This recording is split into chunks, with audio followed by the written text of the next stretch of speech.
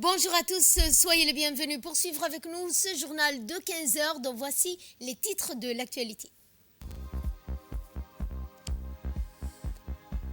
La politique nationale, donc l'Assemblée nationale a tenu sa 20e séance, et ce selon l'article 52 de la Constitution. Et un dîner gala en l'honneur du candidat de Djibouti, Mahmoud Ali Youssouf, à la présidence de la Commission de l'Union africaine. Les pays arabes condamnent l'incursion israélienne dans la zone tampon du plateau du Golan en Syrie. C'est ce que nous verrons en fin de journal. C'était les titres, place au développement, et nous entamons ce journal par la deuxième séance publique de la deuxième session ordinaire du Parlement de cette année 2024. La 9e législature, conformément à l'article 52 de la Constitution, en ce mardi 11 décembre, le président de l'Assemblée nationale, Dilleta Mohamed Dilleta, a présidé la deuxième séance de la seconde session ordinaire du Parlement pour cette année 2024, avec la participation du Premier ministre Abdelkader Kamel Mohamed, des ministres de l'ensemble des parlementaires. Le président de l'Assemblée, Dilleta Mohamed Dilleta, après l'ouverture de cette séance plénière, a invité, vous l'entendrez, les rapporteurs à prendre parole pour exposer leur rapport sur le projet de loi qui avait été examiné en commission. Parmi les projets de loi abordés ont figuré des projets de loi de finances portant règlement définitif du budget pour l'exercice 2023 et de budget rectificatif de l'année 2024 de la politique nationale genre 2024 et 2030, ainsi que l'approbation des comptes financiers de l'année 2023 de l'institution publique telles que l'Agence nationale des personnes handicapées, l'ANPH, l'Office djiboutien de développement de l'énergie géothermique, l'ODEG, l'Agence nationale des systèmes d'information, l'ANSI.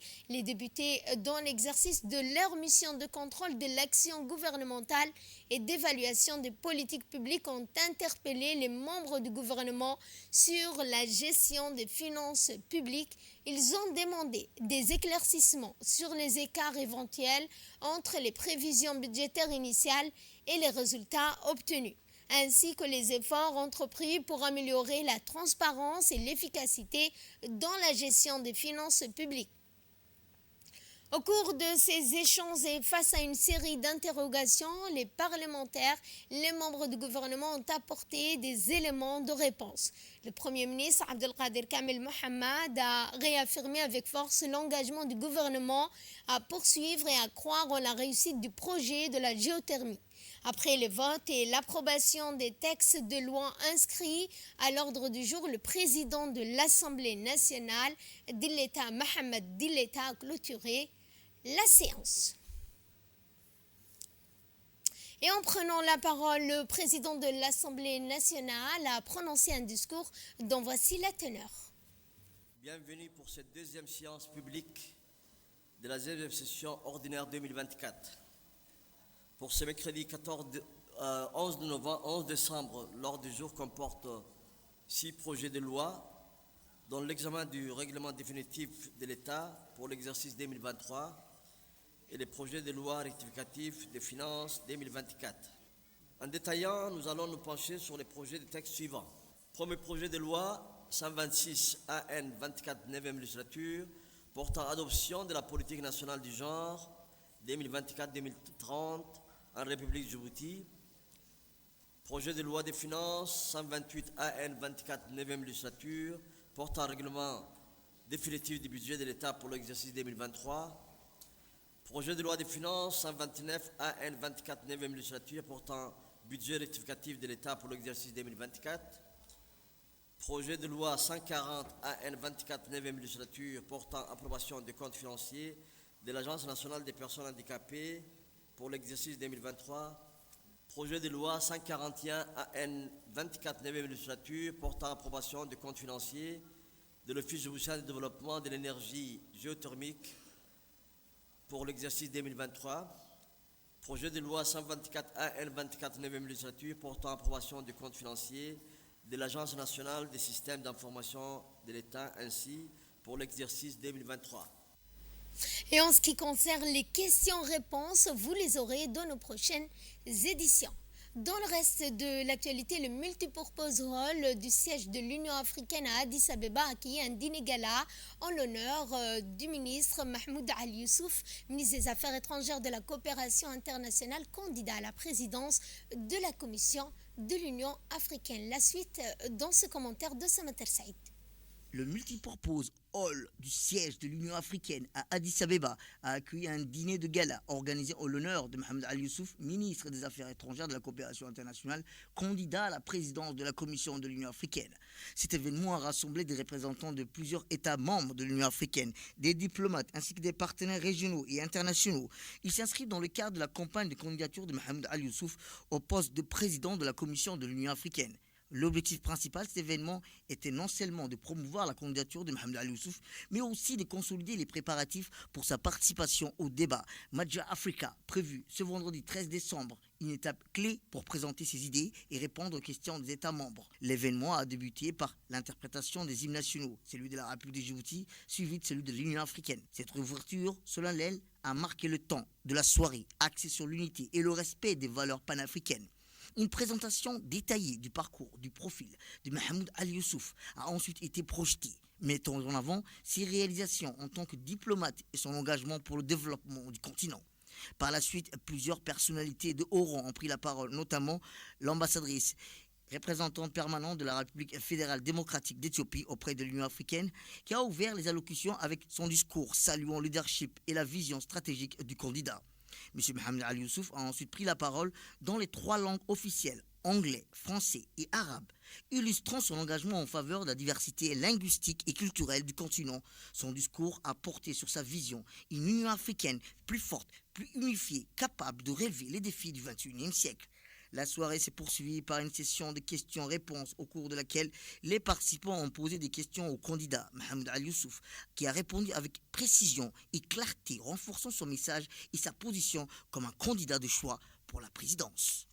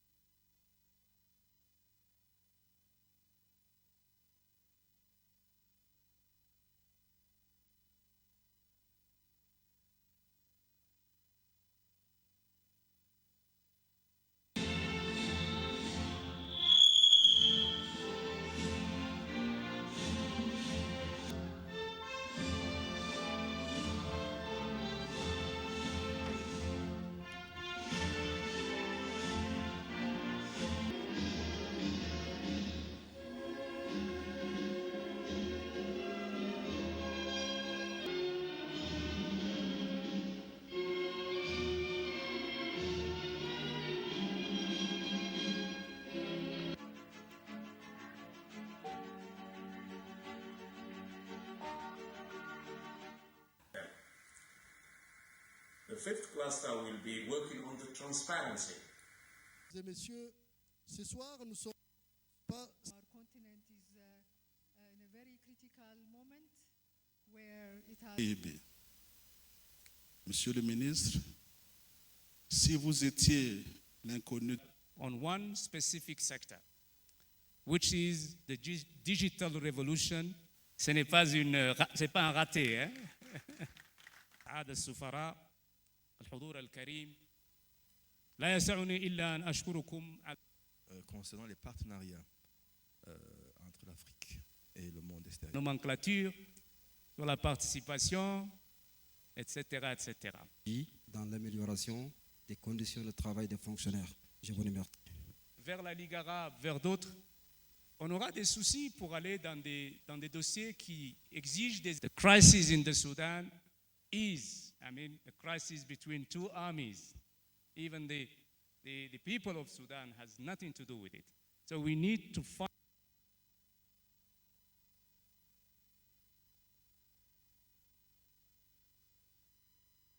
Et Par la suite, plusieurs personnalités de haut rang ont pris la parole, dont l'ambassadrice représentante permanente de la République fédérale démocratique d'Éthiopie auprès de l'Union africaine, qui a ouvert les allocutions avec un discours saluant le leadership et la vision stratégique du candidat Mahmoud Ali Youssouf.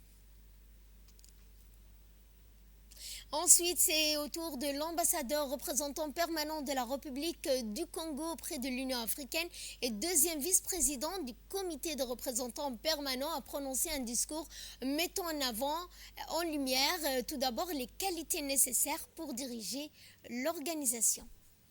Si vous étiez l'inconnu des lieux ou de la place, nous nous serions sans doute permis d'être un peu plus bavards. Bavards sur l'Union africaine, sa commission avec laquelle nous, COREP, travaillons au quotidien.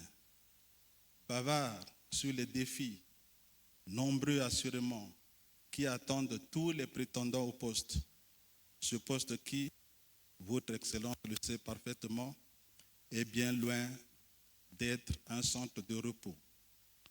Bavard aussi, et pourquoi pas, sur les attentes hautes des uns et des autres, attentes placées sur une union, nous osons l'affirmer, en pleine période de turbulence, de mutation, de transition, une union engagée à nous rapprocher au plus vite de cette Afrique que nous voulons.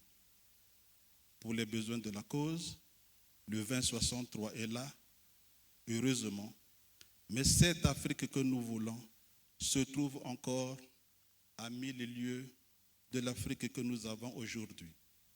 La vraie, celle que nous sommes précisément appelés à transformer. Il faut savoir compter sur et avec nous le COREP en question. Le comité des représentants permanents est toujours là, comme ce soir, omniprésent, très regardant, très exigeant et demandeur de résultats. Avec patience, nous attendons les réélus, avec lesquels nous allons œuvrer, la main dans la main et sincèrement, à relever les nombreux défis qui pointent à l'horizon et que vous connaissez parfaitement, j'oserais affirmer, comme pour conclure. Et en clôturant la série des interventions, Mahmoud Ali Youssouf s'est exprimé dans les 3 langues officielles, l'anglais, le français et l'arabe, illustrant son engagement pour la diversité linguistique et culturelle du continent. Son discours a porté aussi sur une vision de l'Union africaine plus forte, plus unifiée, capable de relever les défis du XXIe siècle. Je vous propose d'écouter une partie de son intervention.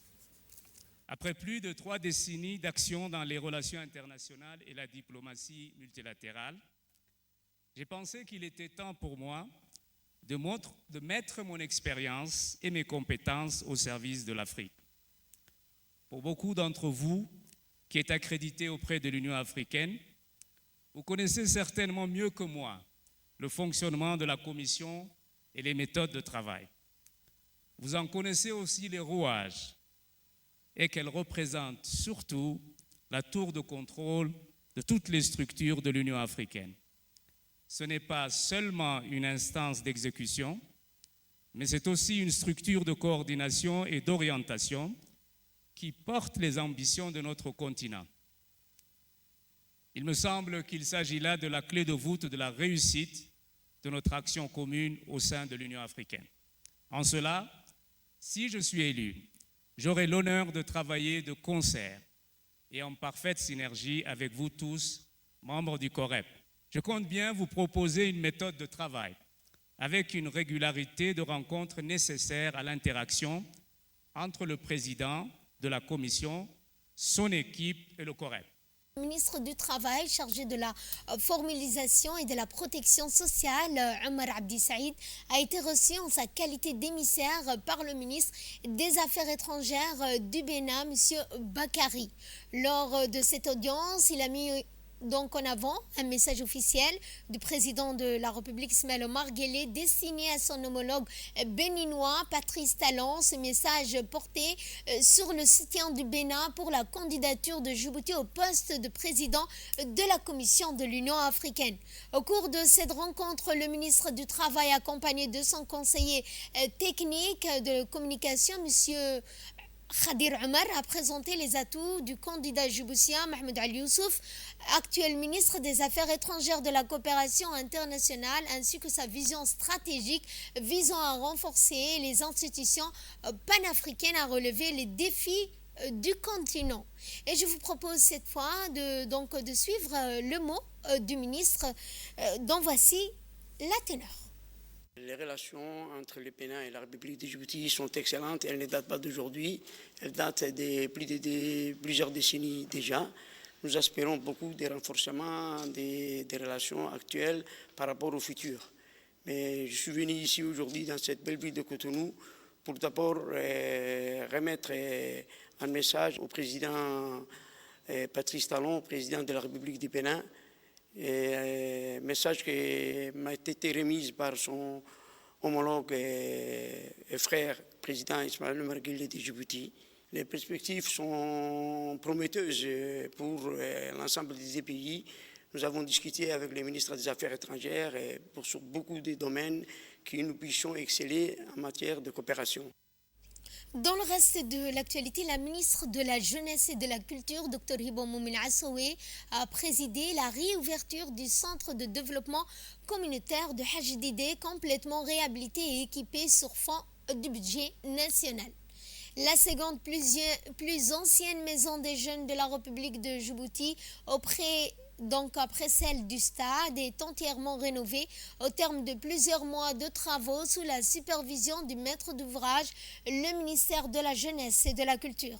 Ont participé à cet événement, outre la ministre, plusieurs parlementaires, le président de la commune de Boulos, la sous-préfète, le haut cadre du ministère de la Jeunesse et de la Culture, les représentants des associations des femmes, des jeunes, de la société civile, les notables, les leaders du quartier 1-2, les responsables des CDC. Cette plateforme flambant neuf apportera une bouffée d'oxygène dans les perspectives d'une saine orientation propice à la promotion socio-économique en faveur des jeunes et des communautés.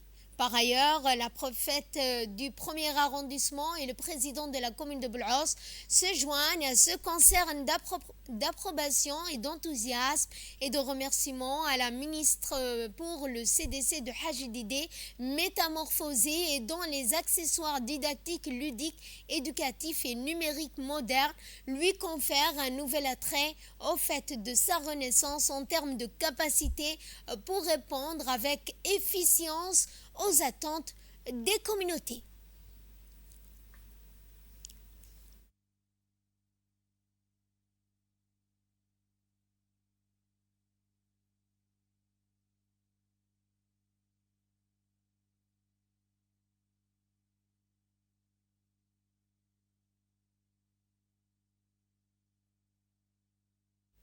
Et en prenant la parole à cette occasion, la ministre a également adressé ce remerciement aux responsables de la commune, les notables, les leaders de ces deux grands quartiers. Dr Hibo a exhorté également les populations et les jeunes à prendre soin de cette plateforme.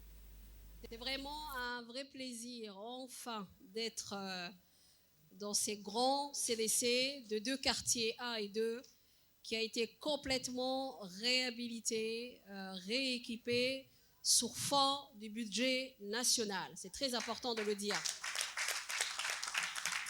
Ça vous montre à quel point le président de la République est attaché à l'épanouissement de la jeunesse et que les centres de développement communautaire deviennent de véritables lieux de rencontres, des discussions, des lieux opérationnels bien équipés qui n'ont besoin de personne d'autre et surtout pas des institutions partenaires. Eux, on a besoin d'eux pour des activités, pour des programmes.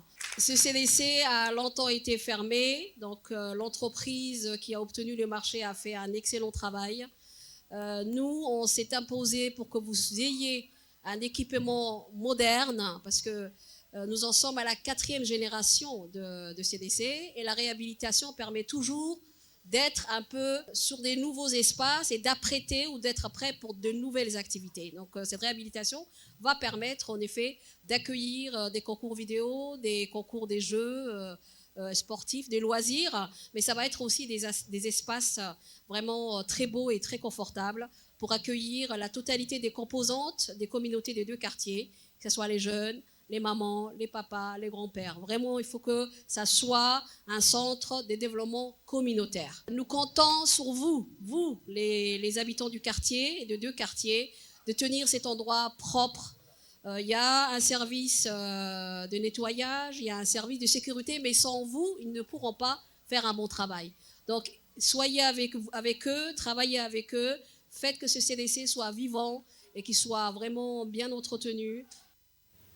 Le ministère de la Femme et de la Famille a organisé un atelier national au Sheraton pour le lancement des consultations en vue de la participation du 2e plan d'action national. Cet événement a rassemblé les acteurs clés de la société civile, des responsables gouvernementaux, des partenaires internationaux, marquant ainsi une étape cruciale dans l'engagement du pays pour l'inclusion des femmes dans le processus de paix et de sécurité.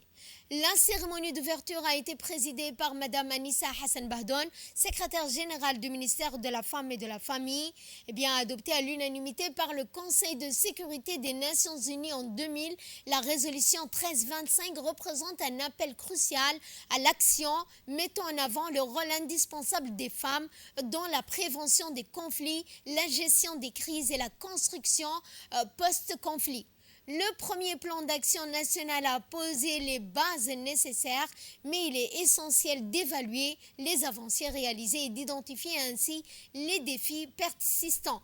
Lors de cet atelier, les participants ont été invités à réfléchir sur les leçons apprises et à proposer des recommandations concrètes pour le nouveau plan d'action national. Se trouve une vérité essentielle. Il n'y aura jamais de paix durable ni de sécurité globale dans l'inclusion de la protection de la femme. La sécurité de la région s'est beaucoup dégradée depuis ces 5 dernières années avec l'apparition de nombreux foyers de conflits et de tensions. Ajoutez déjà à la situation existante la participation des femmes à tous les niveaux de décision pour gérer et résoudre les conflits. Personnel féminin des armées, par exemple, participant à des missions de maintien de la paix, telles qu'AMISOM, depuis une décennie. Et la représentante du PNUD, Mme Emma Nguananok, a indiqué que ce rassemblement est le reflet d'une volonté collective de renforcer les mécanismes permettant d'assurer la participation des femmes dans la prise de décision. Nous l'écoutons.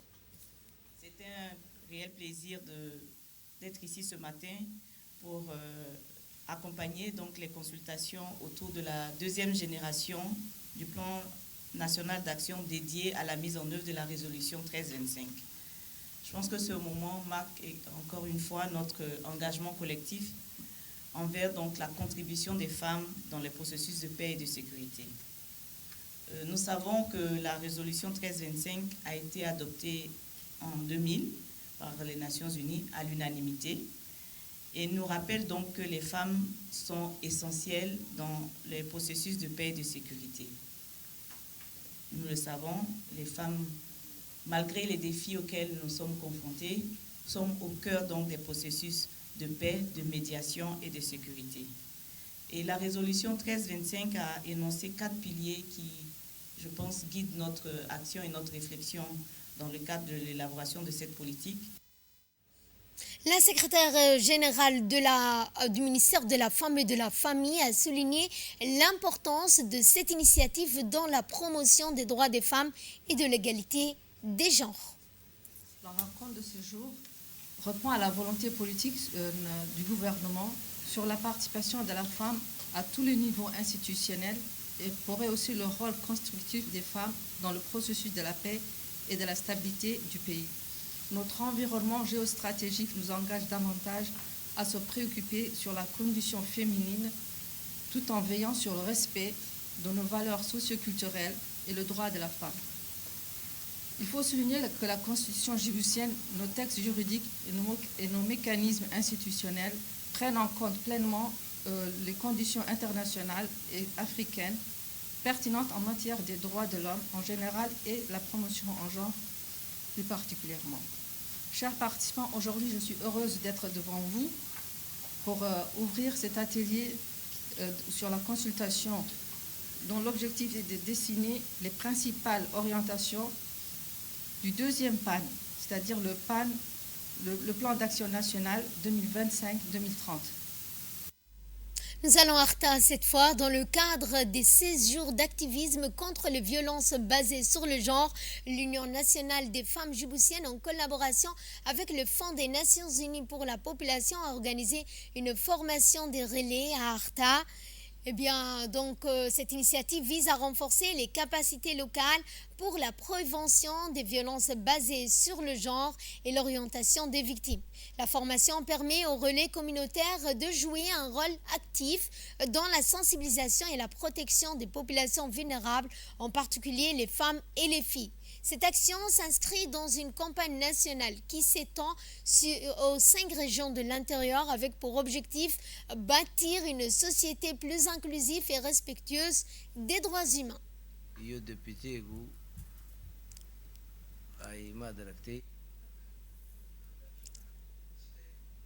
Dans le cadre du mois de l'amnistie et de la lutte contre la prolifération des armes légères et des petits calibres illicites, une délégation de la police nationale de Djibouti s'est rendue au nord, notamment dans la région de Bok.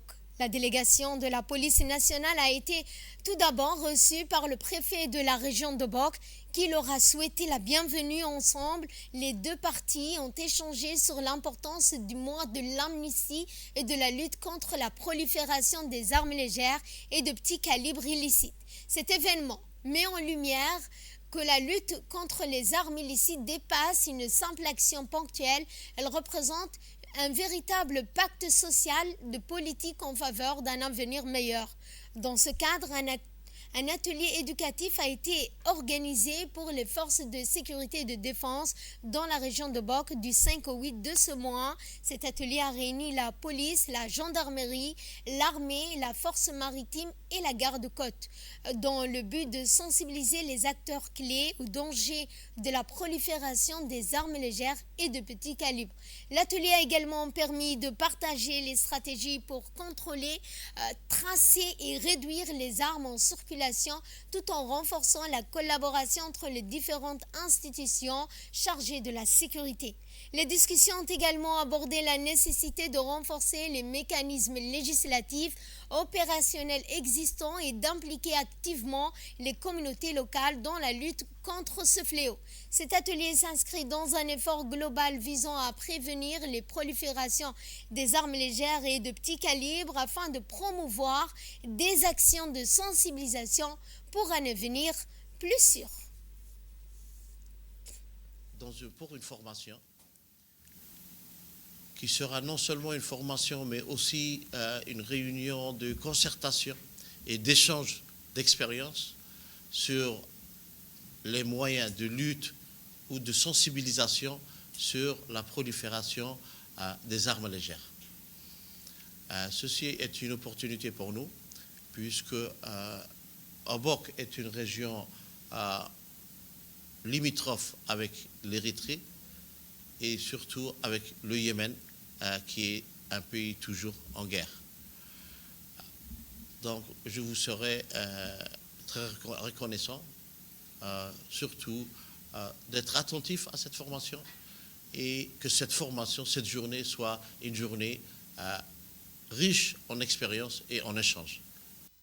On reste toujours à Obok et ce, toujours dans le cadre du mois de l'amnistie et de la lutte contre la prolifération des armes légères et de petits calibres. La police nationale de Djibouti a organisé dans la région d'Obok une marche symbolique adressant un message de paix déterminé et solennel à l'ensemble des pays africains. Cet événement s'inscrit dans l'initiative continentale de l'Union africaine visant à atteindre un objectif ambitieux, faire taire les armes d'ici 2030 et bâtir un futur sécurisé pour les générations à venir.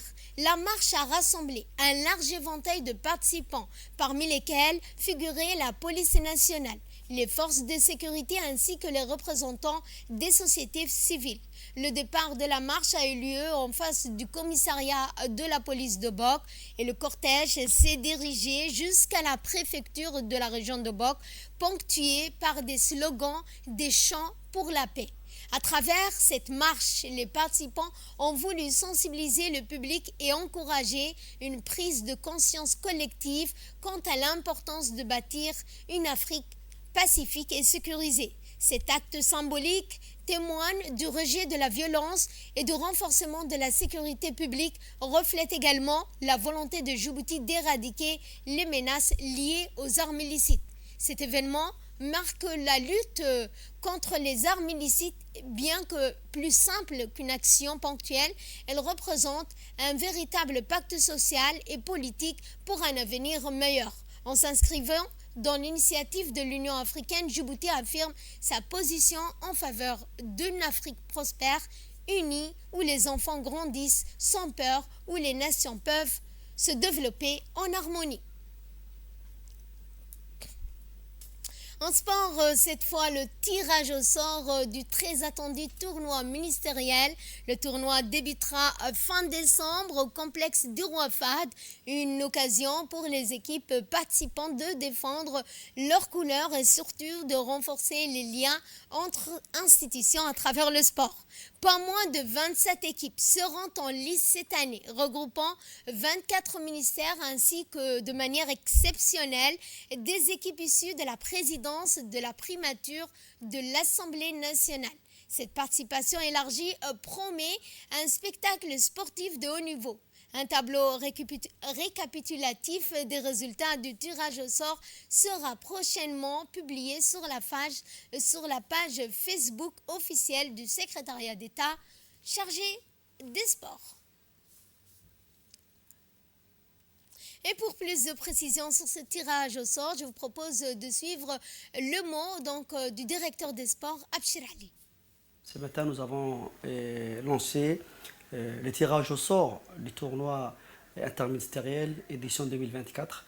Ce tournoi va regrouper l'ensemble des ministères ici en République de Djibouti.